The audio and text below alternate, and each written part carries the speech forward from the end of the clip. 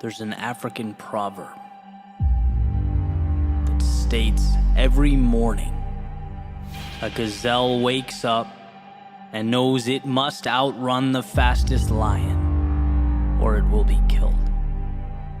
And every morning in Africa, a lion wakes up and knows it must run faster than the slowest gazelle or it will starve. It doesn't matter whether you're a lion or a gazelle. When the sun comes up, you'd better be running. Because stagnation is losing. Because wishing is a sealed fate. Because immobility is regret. As David Goggins says, you are either getting better or you are getting worse. And in a world comprised of no finish lines, that really simplifies the picture, doesn't it? Because this has nothing to do with yesterday, or the self-defeating stories you used to tell yourself. It's about what reality can become. And the best news you'll ever hear is that the steps that brought you to right now, they are not the same steps that will carry you forward.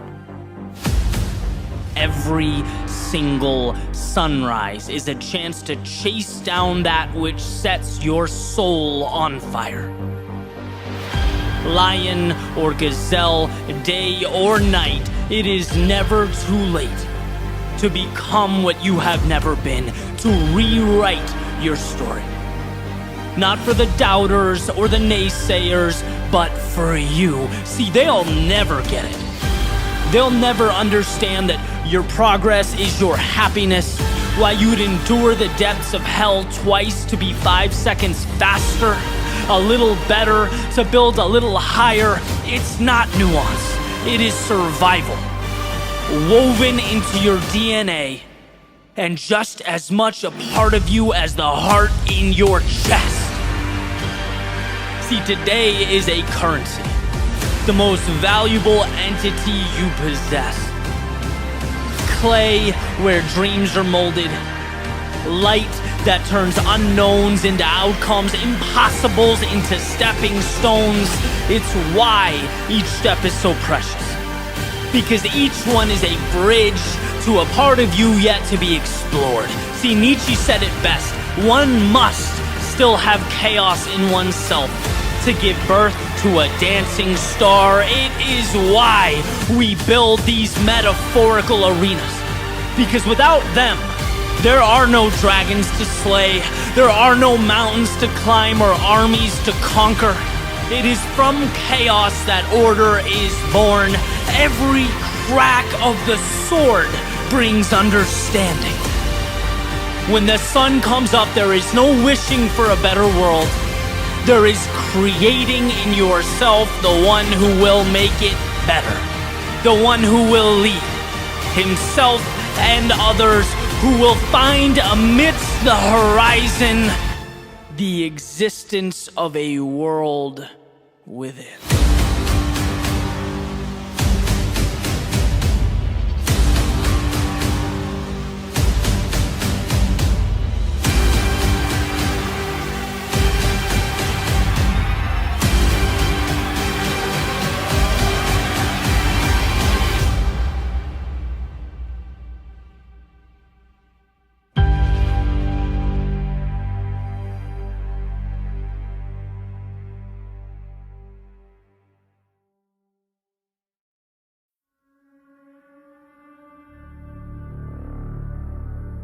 So, life is the sum of the decisions we make. But which decisions? How am I supposed to know? Well, maybe a list will help. Some pros and some cons. List 1. Finding the courage to do something new, okay? Cons. Well, it could be a waste of time. Could embarrass myself. Could lose money. Could get criticized. Pros. Could be life-changing. Finding the courage to go somewhere new. Okay, cons, might not like where I go. might not know how to get there, might regret going. Pros, could end up being the best decision I've ever made. Finding the courage to change myself. Okay, cons, might not like who I become. Might try, fail, and feel worse than I did to begin with. It's possible.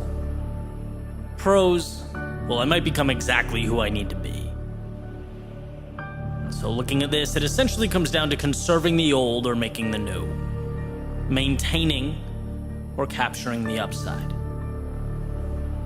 But it doesn't quite delineate my problem.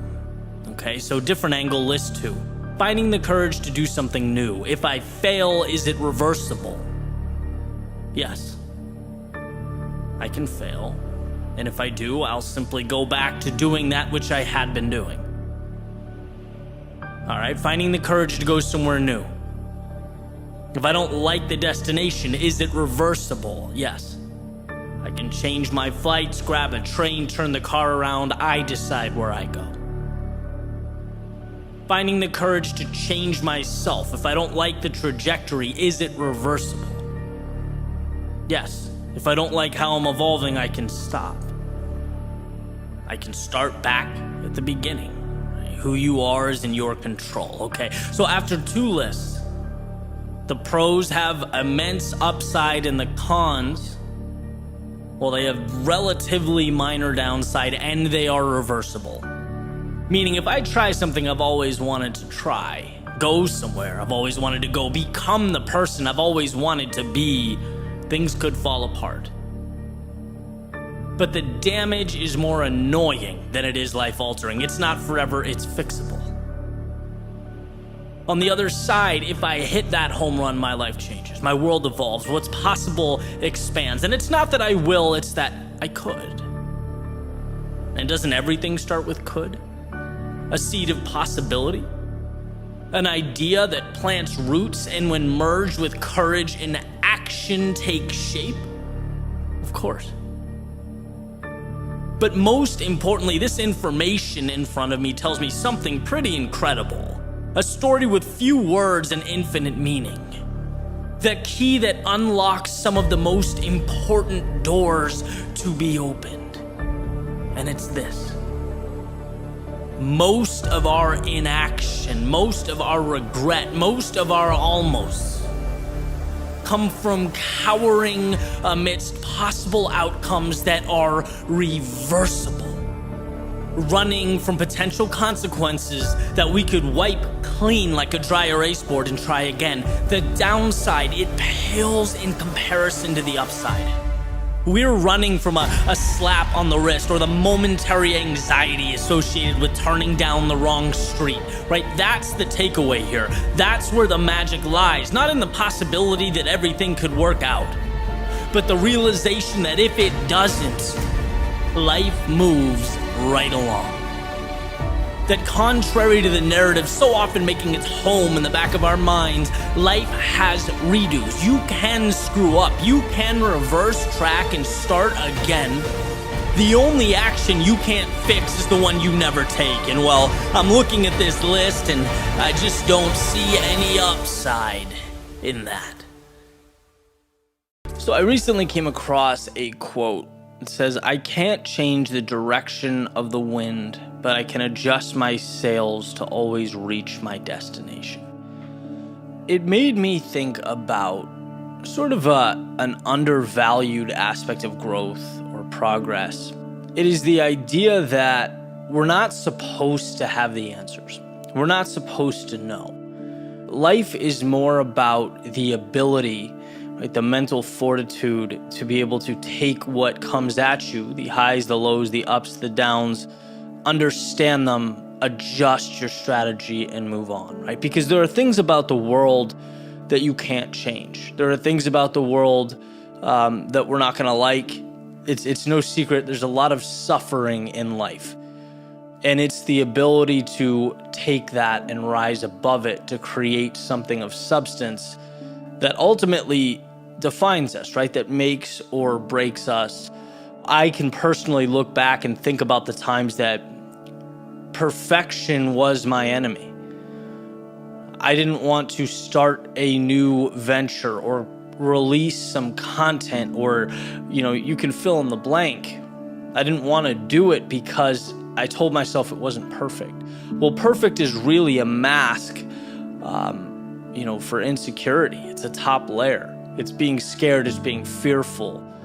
You don't have to know the answers. And in fact, the most beautiful things around us, the most important things around us, right? The creators of those things, their founders, they didn't know exactly how life would unfold. They didn't know that. They had a vision, and most importantly, they had belief in themselves to adjust. They knew that things wouldn't be perfect. They knew that life wouldn't roll out a red carpet, but they also knew that within themselves was the power and the strength to make the most of any situation, to learn and to move on. Life is about adjusting your sails. And I feel like it gets lost in the ether. Like, people don't talk about adjusting as much as they talk about planning, consistency, right? All these things that are super important, but they're half the battle, right? Because things don't go the way we drew them up. And the ones who get discouraged and disheartened, well, as they're going through the process, they look around and go, wait a minute, this is tough. This isn't what I planned. And it's in one's ability to understand that, of course, it's not, how you planned it. That's not what it's about. Winning and losing is about finding a way to win despite the setbacks, the obstacles, the highs, the lows, and the ups and the downs. So what does this mean, right? Where's the impact? Where's the value? Well, it means more focus should be on simply putting yourself in a position to let life come at you so you can react to it, than sitting there waiting for the perfect launch pad. Because there is no perfect moment, just like there is no perfect path. There is an individual and his or her ability to make the most of the situation. Put yourself in that position. Allow life to happen. And believe that you're capable of managing those components, because you are. And maybe it's struggle at first. It's like the recipe doesn't change, the context changes. There will always be challenges. It's their magnitude and the context in which they happen that changes. But once you learn to handle that, once you learn that, hey, look, that's life, it really puts you in a place to live a more productive, healthy, happy existence. You have the power within yourself to do amazing things. Let it happen.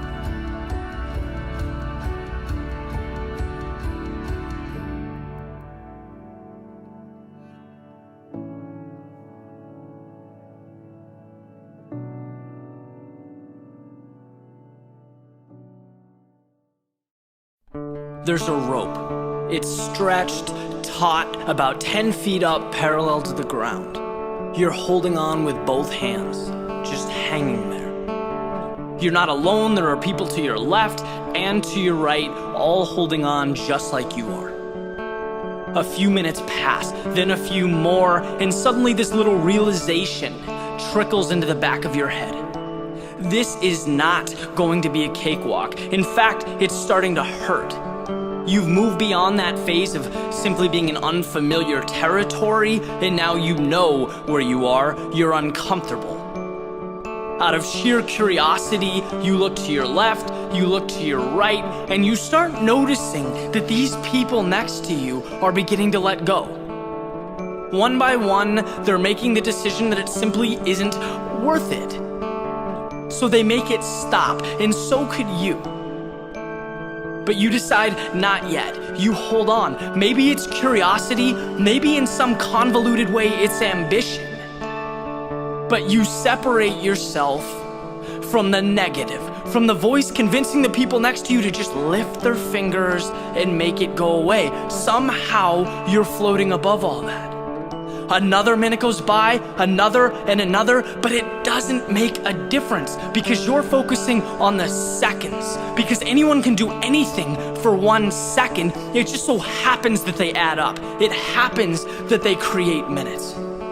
And after a little while, you again glance to your left, you look to your right, and this time, everyone is gone. This time you're alone, the last one standing, hanging on this rope. And you think about it, there was no definitive moment when this result crystallized. It was a product of what you didn't do. It's the result of not letting go. To someone passing by, you did nothing remarkable. When others let go, you simply hung on. And it turns out that that can make all the difference.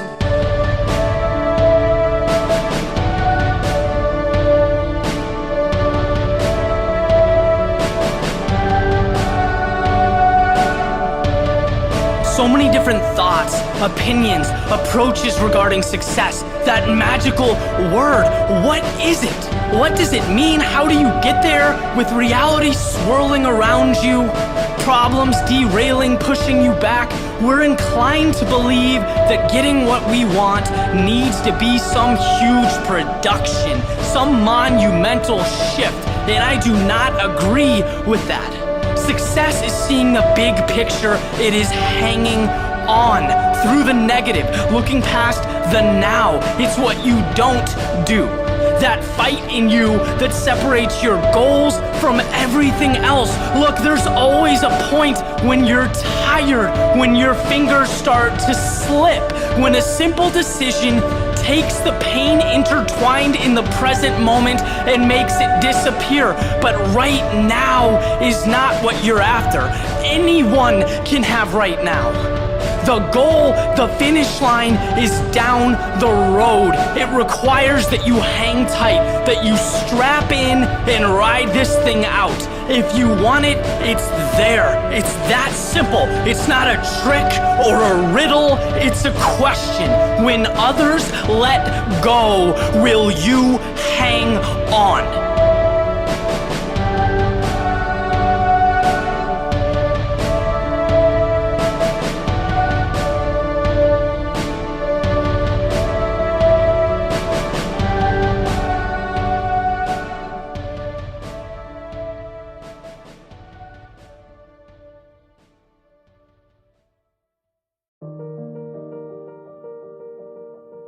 There's a saying that will always be true. It will be true on your best days and your worst. It will be true after victory, and it will be true after defeat. It will be true when you have momentum, and it'll be true when you're down on your luck, doing everything in your power to create momentum. That saying is, your future begins now. Hey, on the surface, might not seem like much. Sure, my future starts now. I know that. Everyone knows that.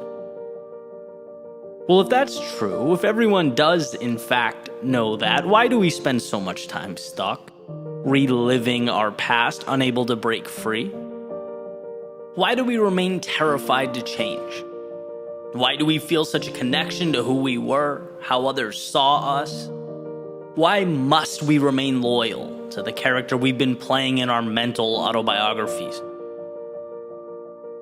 See, here's the thing about the past and the future. One is fixed, can't be changed, and the other, well, it's waiting for you to tell it what it is.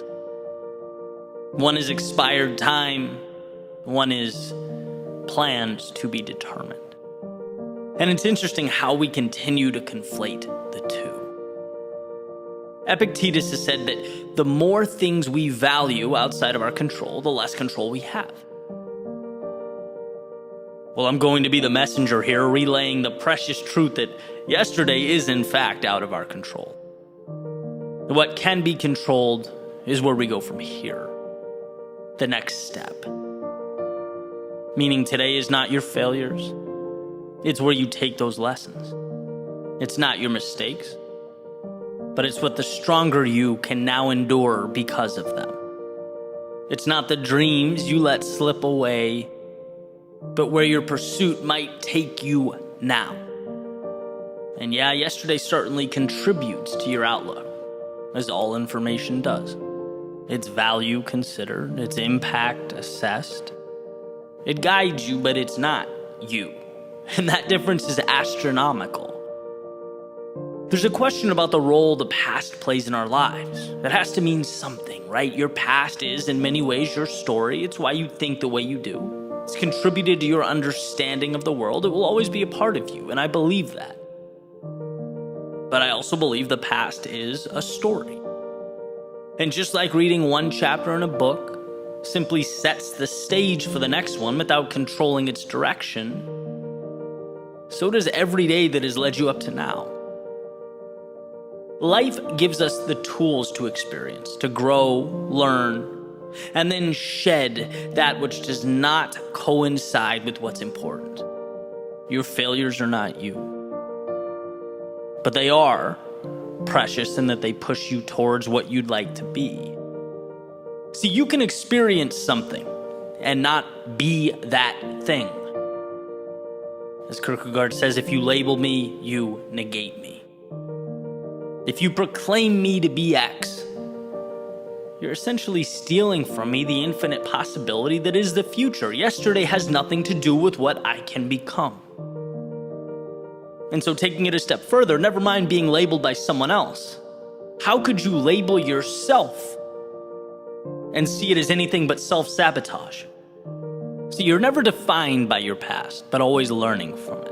It's not who you are. It's the cheat codes for what you can be. Without that winding road of misfortune and mistakes, the incredible expansion we long for doesn't materialize. Imagine if everyone who ever felt down in life, felt like a loser, who temporarily lost hope. Imagine if they looked in the mirror and said, okay, this is who I am now. There would be no triumph in the world. Because anything meaningful requires the resiliency to map our way from the hell that was our darkest moments to what will become our proudest moments. Destiny means that you separate the finite from the infinite.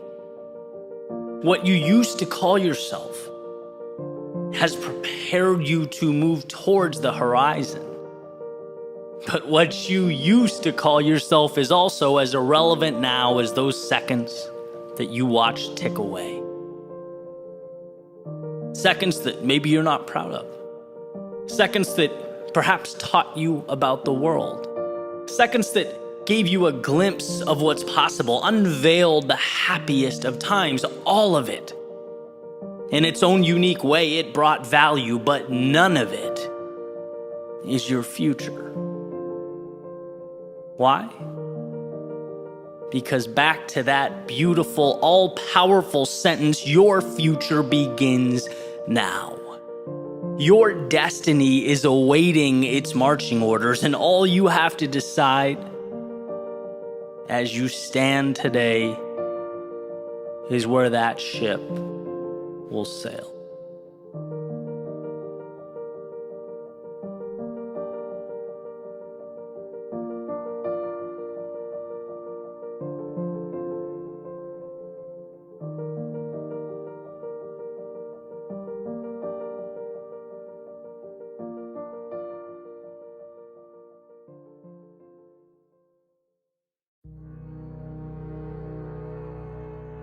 A lot of people ask me, why running? Why the 5 a.m. wake-ups? The grueling mileage? Why the hours under the summer sun?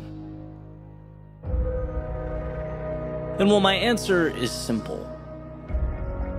It reminds me that life becomes what we allow it to be. Because absolutely you can sleep in, but you'd miss that crisp morning air. And sure, you don't have to put in the miles, but then you'd never really know how far your legs can take you. And yeah, you can sit and watch the world from the shade. Just don't be surprised when it runs right by you. See, to me, it's more than running. It's about inverting the commonly held beliefs that would otherwise narrate our day-to-day, rule over our lives. The belief that showing up is enough. The tendency to slow down when life hurts. The misconception that the crowd's direction is the right direction. See, I can tell you that in my battles with the pavement, in my solitude, one step at a time, I've learned a few things. I've learned that anyone can show up, but there's a direct correlation between the work I put in and that time on the clock. And I've learned that what separates the few from the many is not an ability to avoid pain, but to be your best when that pain inevitably shows up. And as far as the crowd, well, that's just the last place you want to be.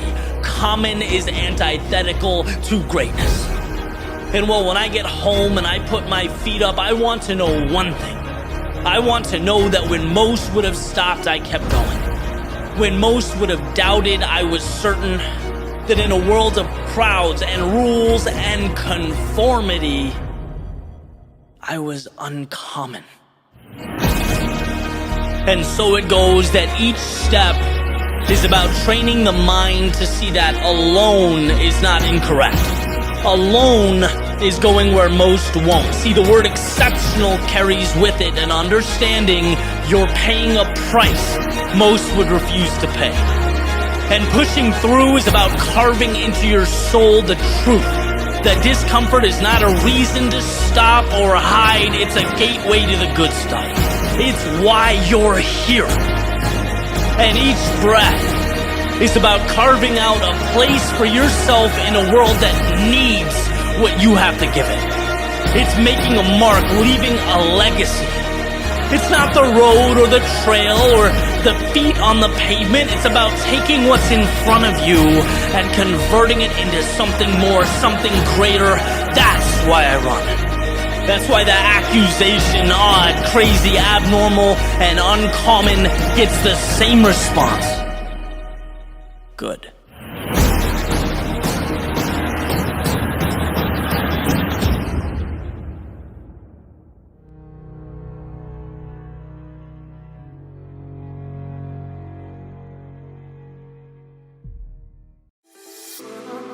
Welcome to Your World Within Daily. I'm Eddie Pinero, and in this episode, we're going to talk about a little parable about an elephant and a rope, and paint life's limitations in a slightly different light.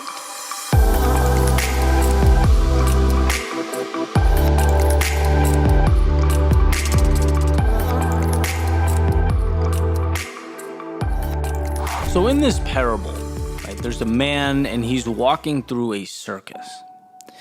And what he's noticing as he looks around, he sees these massive elephants, right? I'm sure everyone knows how big and strong an elephant is. They have a rope around one of their legs connected to something, and that's what's holding them in place. And he's looking at them thinking, how are these enormous creatures being held in place by these little ropes, right? They could easily have enough strength to just break free and run around. Yet they're not. They're all staying right where they are. And so as he keeps walking, he finds someone and he asks them, how is it these elephants are constrained like that? And the person explains, well, when they're little, we do the same thing. Right? We take a rope, we tie it to one of their legs, connect it to something, and at that point, they are too small. They can't go anywhere. And every day, we do the same thing, and as they get older, they don't realize that they're big enough or strong enough to break free. Right? They maintain the idea that they're shackled by that rope or tied by that rope, that they're bound to the same place. It's mental. Right? And in fact, most limitations are mental. These elephants don't even realize their constraints are self-imposed. And if you take a step back, if you look at your own world, I think what you'd find is there are more of these ropes than we'd like to admit. And changing that is one, awareness, and two, a willingness. Like, what types of parameters have you made for yourself? Are you living in just because that's what you've always done? Right? What is your metaphorical rope? Is it a job? Is it a relationship? Is it a routine? Is it the courage to start something? Like, what is holding you back? What stories have you told yourself? Are you living by that dictate your actions and your days and ultimately your happiness that can change with a tug on a metaphorical rope? See, reality, your life is nothing more than what you've conceded to, what you've allowed it to be. It's a line in the sand, right? And the message today is so incredibly simple. It's to look around you and pinpoint where those lines can be redrawn, where that rope needs to be pulled. What invisible walls have you created for yourself? Because in life, there's one truth, right? Things only stop when you do. Life stops when you decide to stop. And sometimes you realize it and sometimes you don't. Sometimes you need the reminder to look around you, right, and realize how courageous you are, how much you're capable of if you see beyond the immediate. Because reality was not destined to be. It's what you've allowed. It's what you've created. It's what you've accepted. So let's tear down those walls and build something incredible. Have an amazing Saturday. Catch you guys tomorrow.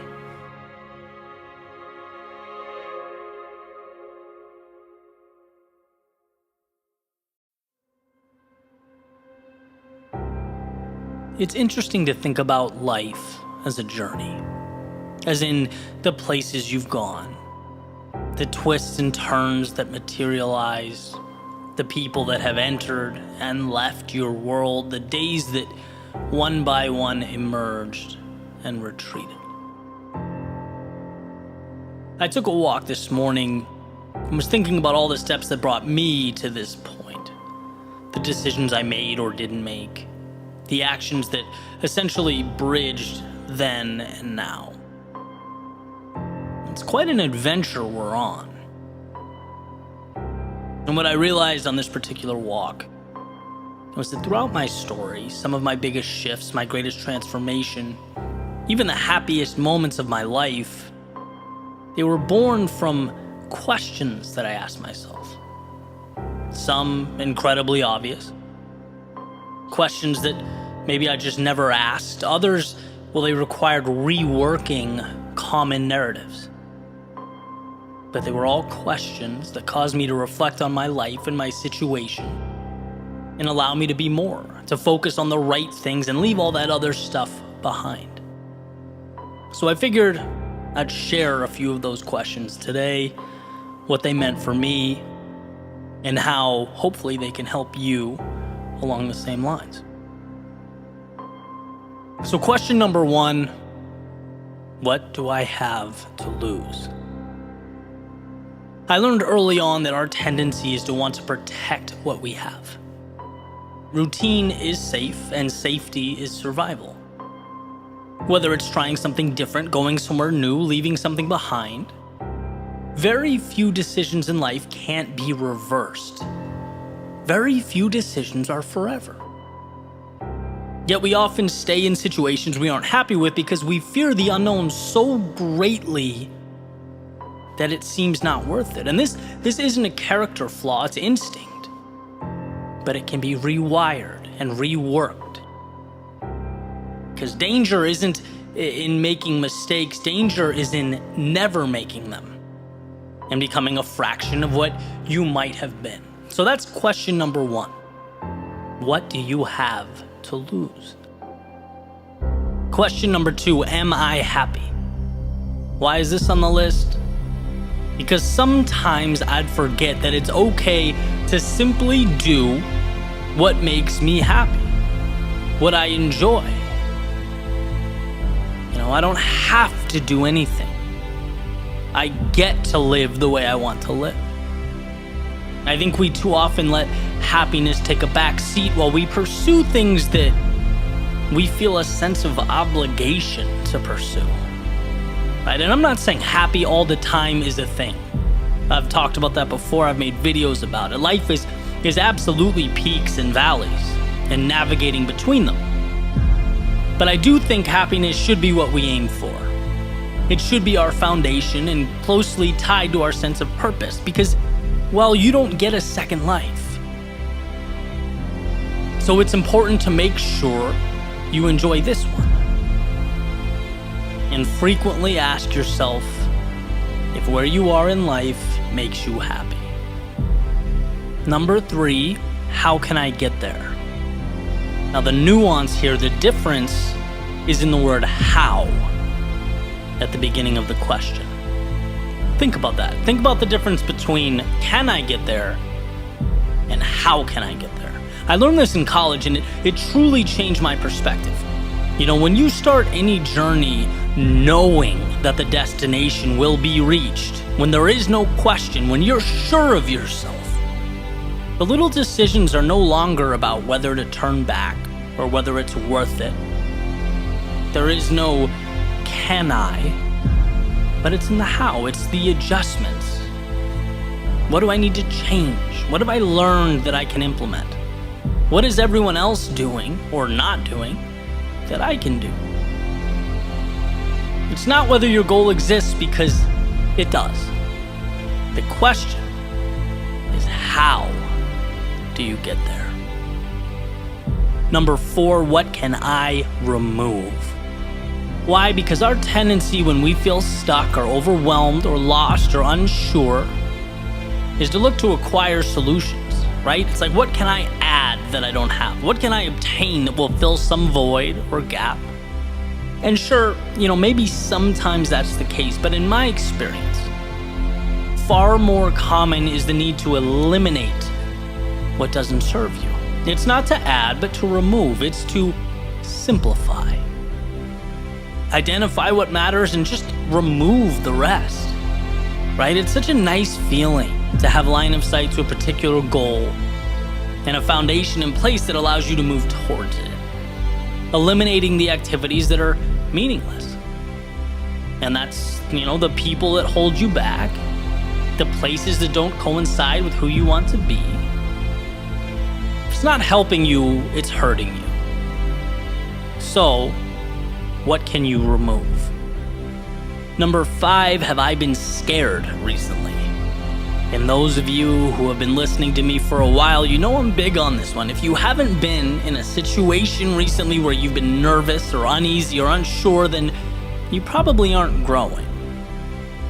And all of my life-changing moments, they made me uneasy at the time. They made me question myself. They weren't simple for me. From the beginning of my keynote speaking career, to pushing creative boundaries, to having the courage to grow my business in ways I hadn't before, they were all terrifying in the moment. And they all ended up being essential to the path I'm on. The way I look at it is, fear doesn't really get easy, but you can get comfortable with the idea of being uncomfortable. Right? You start to see it as just the price you pay for something better, the ticket to get into the show, the beginning of everything good to come. So, have you been scared recently? Number 6, what is my little hinge? Now, a little hinge is one small thing you can do that has a monumental impact on your day. For me, it's waking up early, it's having coffee, it's reading and getting some time to myself. That propels me into the rest of the day like a rocket. So the question is, what is the little thing in your life that can have a big impact on your day, on your energy, on your success? What is your little hinge? Number 7, how can I find a positive in this situation? And this one's tough, but it makes all the difference. And here is the reality. Even the worst experiences, our greatest letdowns, they open the door to something positive, something that can change your life for the better. And it is convincing myself to find it amidst these situations that has contributed to some of my greatest breakthroughs, because you learn. You're forced to adapt. you're forced to become more, and the key is put right in front of you. The problem is that most of the time we're so consumed by what we lost that we walk right by the positive. COVID's a great example. Incredibly challenging time, difficult for everyone involved. People have lost their jobs, found themselves unsure of what tomorrow holds. But I've always said since day one that if you can find one positive here, one thing you can start or do or change so that when it's all over and you look back, you can say that little period of uncertainty, of hell, of discomfort, well, that is when it all started. That's when I planted the seed for something incredible. Right? And so my question to you is, how can you find the positive in this situation? Number 8, why not me? Anyone who's done something of value has faced long odds. They've had to peer into an abyss, not knowing what the future would hold. They didn't have an external world providing assurances. No, true to the name, they leaned on their internal world, their world within, self-belief. An understanding that life might knock them around, it might present challenges, but somewhere in there was the courage to march forward and overcome. See, no one's born special or with all the answers. The way I see it, there are people who had the courage to embrace vulnerability and those who did not. So let go of the thought that there's a monumental difference between you and the people who have what you want. Create a plan, prepare for the long haul, and most importantly, believe in yourself to overcome. If they did it, why not you? Question number 9, who matters? Now, this is in a lot of ways tied to question 4, the whole what can I remove question, but it's so important and it's been so valuable to me that I want to expound upon it. Right? Imagine a hospital bed scenario. Imagine, God forbid, you're sick and had to spend some time in the hospital. Who of all the people you know would make time to visit and sit by your bedside? Maybe the list is small, maybe it's not, but at least personally, I have a gut feel for who in my life fits that description. Those are really the people who matter. Those are the people I want to share time with and be there for. Those are opinions I consider. And this is important because we spend so much time, in some cases, making life-altering decisions based on the opinions of people who don't meet that description, don't even come close, sometimes strangers. And I'm not advocating being disrespectful towards people you don't know, nothing along those lines, but what I am reminding you is that there are a few people, a handful in our lives that truly have our best interest at heart, that means something.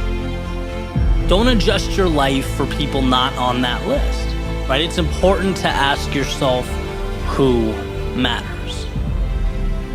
Lastly, number 10, how am I thinking about yesterday?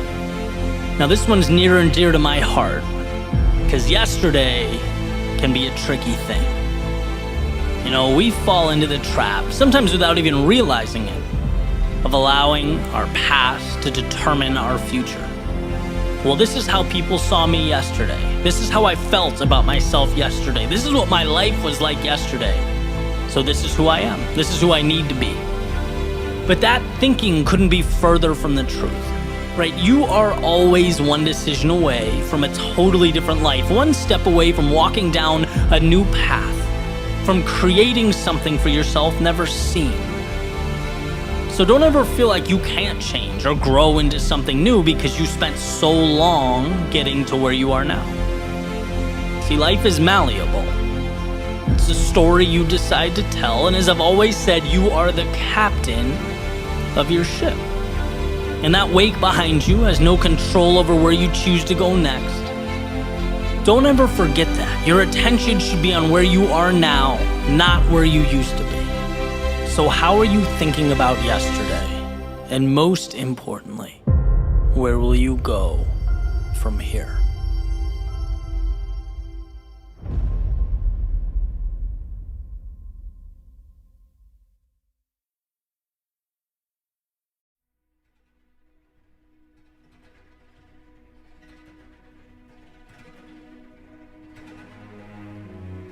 Einstein said imagination is more important than knowledge. For knowledge is limited, whereas imagination embraces the entire world, stimulating progress, giving birth to evolution. There's a distinct difference between today and tomorrow, the real and the so-called imagined. One has already been created, and the other is in desperate need of a creator. And see, until we learn that we can be proactive in this regard, imagination doesn't mean much. It's just a car without wheels, plane without wings. It's more of an escape than a bridge to something better. But once we realize how much control we have over tomorrow, we become, in our own right, creators. Not just waiting to read and react to stories already written and handed down to us, but possessing this incredible ability to pick up a pen and craft something new. Become agents of change. I recently came across an interesting article. Had some info that made me think. Basically, it said if you take some domesticated animals like pigs or chickens and you place them back into the wild, some of their previously repressed biological tendencies come right back into play.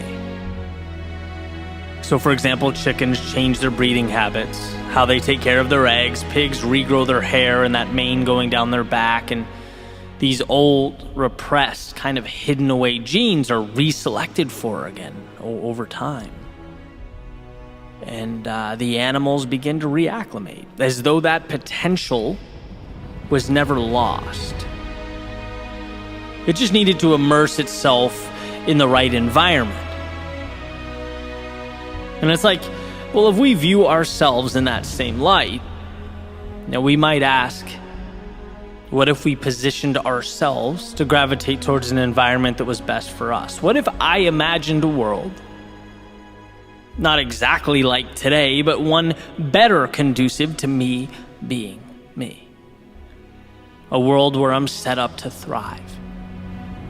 Where sure, there will be bumps and bruises and losses and lessons along the way,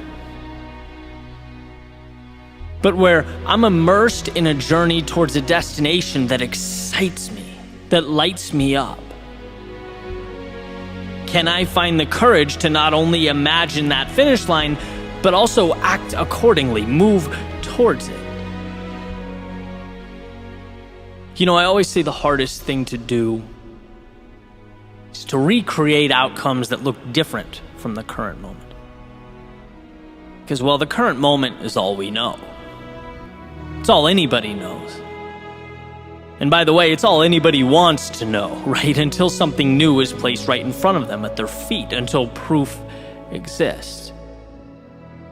Changing your life, or the lives of those around you, means you have to literally look at the road before you and see outcomes that are not there.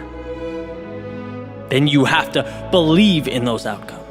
You have to drive towards those outcomes. Have conviction in your ability to overcome obstacles on your way to those outcomes. Truth be told, chasing your imagination is simultaneously one of the greatest burdens one can endure, as well as a key to that which makes life worth living. There's something about being human that pushes us towards hope, towards the possibility of a tomorrow better than today. And that's not to say don't be grateful. It's not saying don't see the beauty around you or appreciate the world you live in. But I believe we're here to take that torch from yesterday and move it one step forward. Maybe it's in our own lives. A small step forward in our careers, a relationship, or our health. Maybe it's improving the lives of those around us, family, friends. Maybe it's something larger. societal. Whatever it is, I'm convinced that true meaning in life is finding the courage to push one foot further down the path of possibility. To add one step to that ascending staircase, knowing that it will allow us to someday look back on today and be proud of what we faced and overcame. And as I wake up and I look around, I think to myself, that has to mean cherishing the ideas in our heads. It has to mean we understand the power of our instincts, of our beliefs, of hope. It means understanding that it justifies all the hardship that comes with taking those ideas and giving them life. Because everything around us was built with the courage to take little nothings and make them something. And when we're lost or feel alone or for one reason or another forget that, we need to remember that right now is not forever. It can't be. It's a stepping stone to whatever you decide tomorrow is. And that goal isn't perfection. You don't need all the answers. You need the courage to take one little step in a new direction, to write just one sentence on a brand new page. Because that imagination is not fiction. It's not the delta between the possible or impossible. It's not there to entertain. It's there because it's your map. And you may look at that map and think to yourself, you're lost. That it's unclear, that the directions, well, they're incomplete at best. But what I can promise you is the pursuit of this world you've imagined, it will bring you greater satisfaction than anything else could. It will remind you why you're here and show you that life isn't supposed to be easy while helping you appreciate it for being that way. See, your imagination is your path to that ideal state where you can thrive. Be you, push your boundaries and spread your wings. Don't ever let the current state of today convince you that your hopes and your dreams for tomorrow are too big, that you've missed the mark or stepped out of line. In a world of reaction, be one of the few who looks in the mirror and decides to live life proactively, take initiative. Be one of the few who stands wholeheartedly behind that world they've imagined.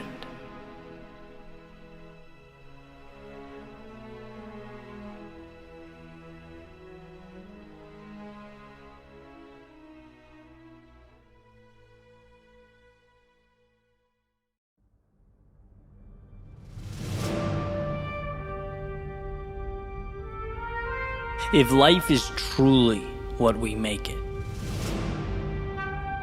and what we make it depends on the answers we find along the way, then one might be left to wonder as they make their way through the world, the ups, downs, the highs and the lows. Am I asking the right questions? Like, not how many steps are left, but how do I make this step count? And maybe it's not about what's over my shoulder, but the road untraveled. Perhaps the question isn't the whys, but the why nots. Not how do I get around the obstacle, but how do I push through it? Not how do I avoid the unknown, but how do I make it mine? See, there is a one-to-one correlation between the questions you ask and the answers you get. Every competitor knows asking, can I get there? And asking, how quickly can I get there? Will put you in far different places when the day ends. It's been said that it's not what's in front of you, but what you see. It's not the materials, but what you build with them. It's not what happens, but what you do about what happens. So when the road is long, when you want to stop, when the mere idea of carrying forward seems like a burden, here's to those who have no interest in asking why, because they're too busy chasing down why not.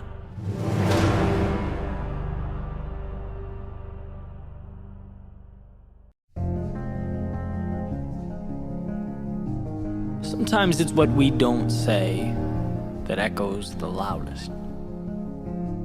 What we don't do that has the greatest consequences. Where we don't go that ultimately gets us lost.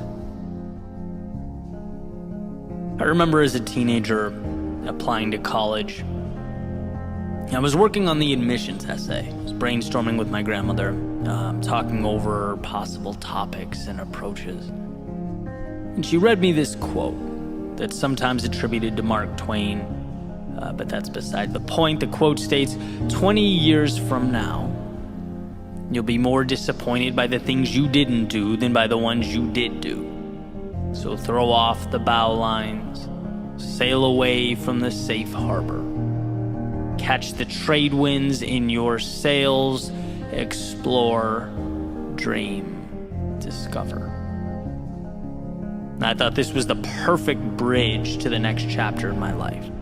The latest horizon, the newest adventure. I thought it was incredible, and it was. It was exactly what I needed, and so on to that next adventure I went. But here's the thing. As life unfolded, this equation somehow transformed from exploration and dreaming and discovery into the question, well, what am I supposed to do? Somehow, without my paying attention, life turned into a checklist, a question I couldn't get wrong, a test I needed to make sure I didn't fail.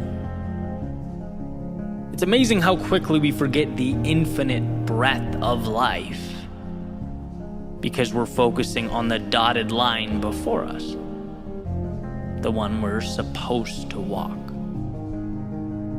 Sometimes we're so fixated on what the expectation is that we don't ask ourselves where these expectations are coming from. Who is so significant and wise that they know what's best for you to a greater extent than you do? See how that's an important question, and also one you can lose in your periphery as you follow that dotted line before you. When you have a destination in mind, hopes, dreams, ambitions, well, that's an adventure. When someone else has a destination in mind for you, whether this authority is imaginary or not, that's obedience. And sometimes the greatest disservice we can do to ourselves is to not stop and think, to not stop and ask ourselves where we're going and why. Do you remember when you were a child and you got into trouble, right? Sometimes you'd get sent to your room. And for me, this was agony. When it was punishment, I wanted to be anywhere but confined within those walls. I hated being sent to my room. And then finally, the door would open. My parents would say, Eddie, you can come out now. I'd go outside, play basketball for a little bit, and then oftentimes I'd find myself right back in my room. Happy, playing with my toys, whatever I was doing, not a care in the world. And it's like, what changed? Nothing but the context. Same me, same room, same toys, same whatever I was doing. It was, however, no longer a punishment. And I think this realization is worth exploring. We may not realize, we may not even be able to articulate it, but I think we long for control over our lives. We long to walk our own path. And in this situation, the path led me right back to where I was. Sometimes, though, the path leads us in the opposite direction, far away to distant worlds. the end destination is not as important as the fact that we chose it. That we asked ourselves why, and that we believe in the answer and immerse ourselves in its execution.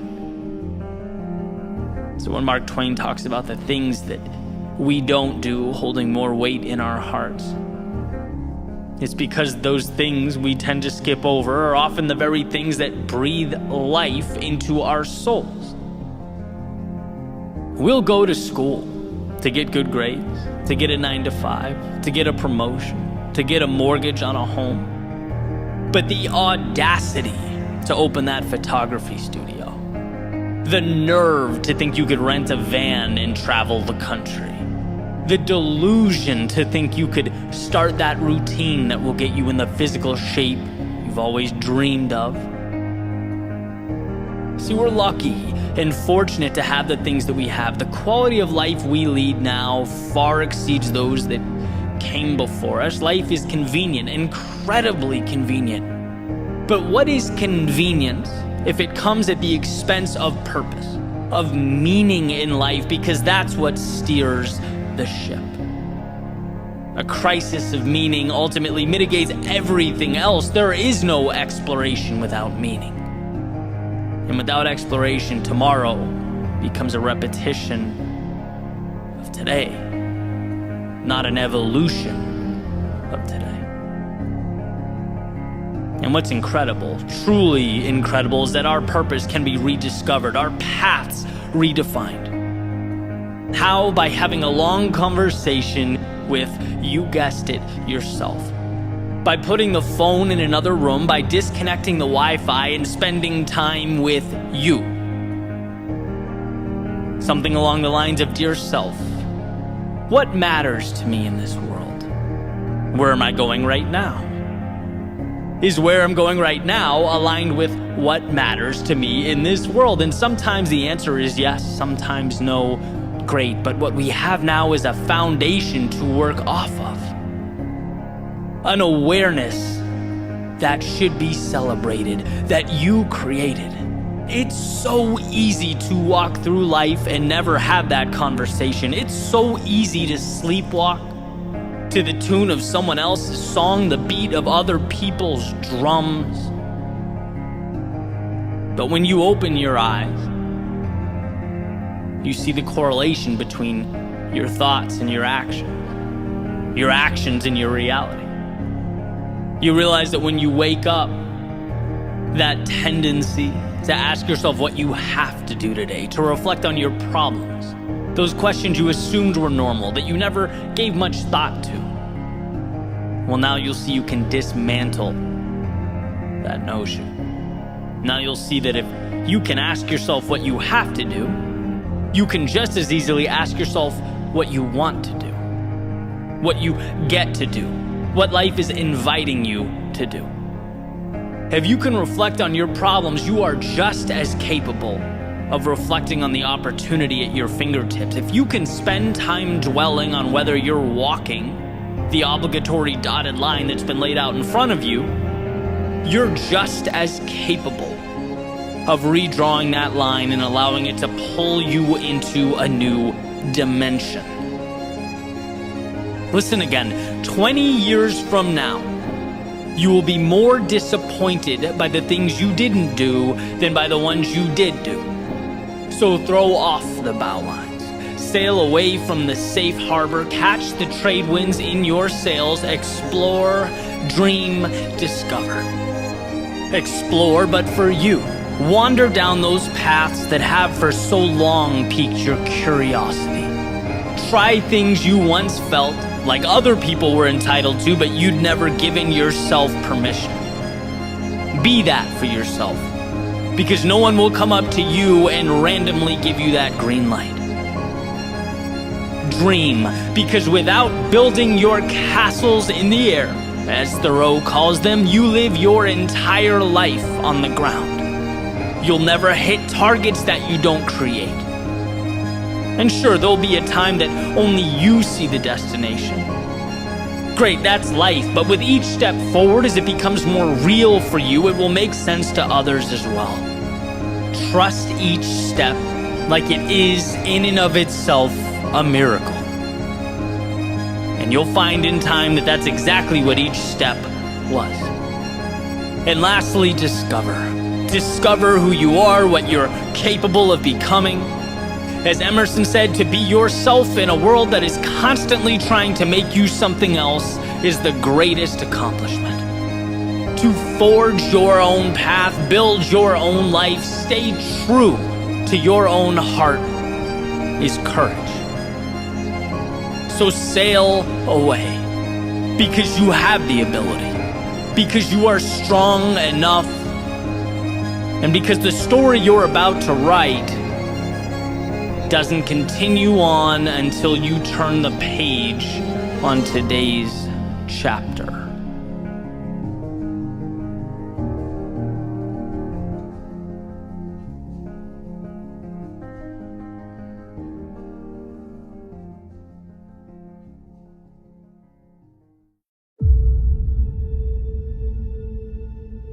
Life is the manifestation of stories.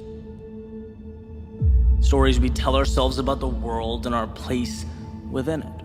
Rules that we've constructed and we respect, we adhere to.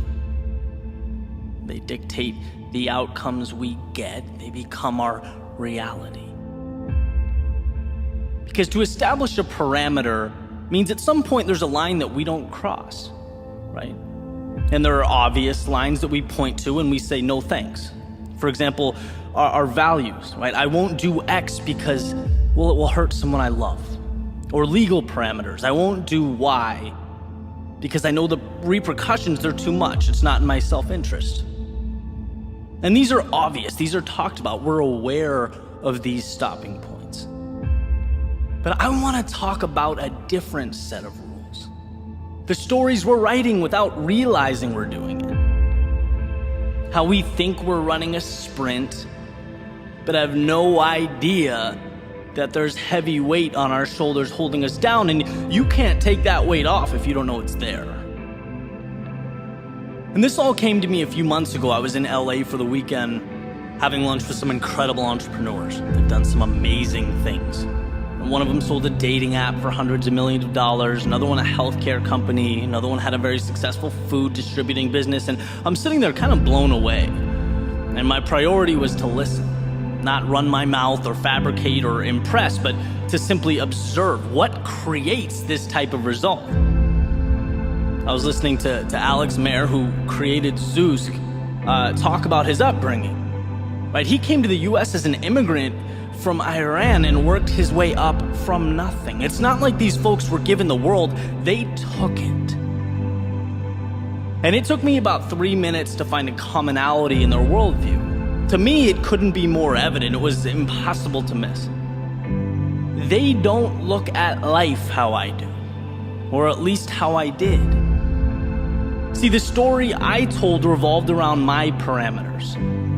Sure, I had moments of boldness, I pushed myself, I worked hard, but I looked at life in terms of what it would allow. Here's how things are. Okay, how can I stretch that? But that's like repainting or adding on to a house that was already built, right? There's only so much flexibility, so much you can do with that. But these guys are going around the table talking like little kids on Christmas, right? Talking about life like it's a game. Talking about opportunity like it's an apple waiting to be picked from a tree right outside. There was no, what will the world allow? It was with a smile, anticipation, and self-belief, what can I make? And Alex, who I mentioned earlier, sold Zeus, right? Created Mentorbox, and he loves beef. Eats it all the time, right? And so it's become his next entrepreneurial venture, a healthy beef stick company. And every thought seems to revolve around that. How can he take something he loves and share it with the world? His imagination is now driving his thought process, which drives his action. Not parameters, not someone else's reality, but possibility. See, I left the table with this feeling I've never really had before. It's like someone tapped me on the shoulder and reminded me of the freedom contained in every single step. And not flexibility, but freedom. Like a weight had been lifted off of my shoulders. Who cares if you mess up? Who cares if you lose? Who cares? That's part of this game we're playing. A game where reality isn't an obligation to be lived, it's an opportunity to be explored. It's not about what you don't have. It's being grateful for everything that brought you to right now. Because right now is a perpetual launching pad. You know, growth is learning. And that afternoon, I learned to take life way less seriously. To enjoy it.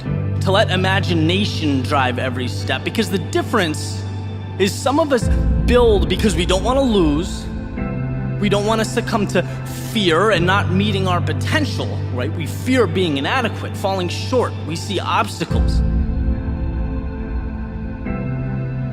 Some of us, we build to capture the beauty, the excitement. That makes the difference. And look, I'm not presenting you empirical data. I don't have all the answers, but I'm willing to bet that years from now, looking back, that simple understanding will have played a substantial role in whatever comes next.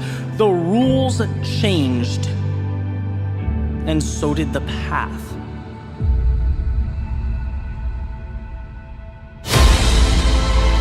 Let's not become so focused on each footstep that we lose sight of where they're collectively taking us. What are you building? Why are you here?